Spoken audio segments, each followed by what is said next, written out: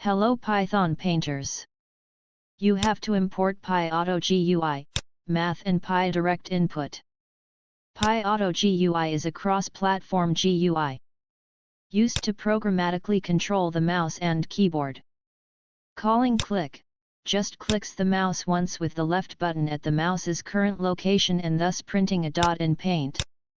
Drag to function drags the mouse cursor to a new location by holding left button and thus drawing a line for us.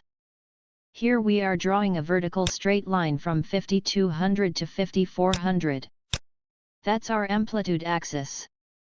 Now we are dragging from 5300 to 300 to draw a straight horizontal line representing time axis.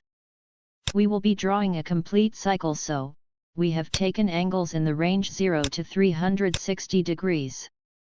10 represents the sampling frequency. Math library provides us sine function and pi value.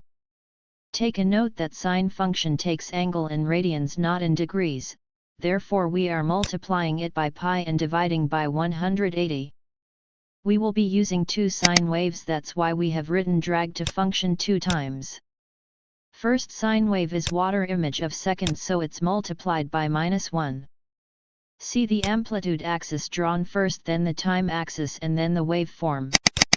To easily differentiate DSB-SC from M wave, carefully look at the node. You will notice 180-degree phase shift.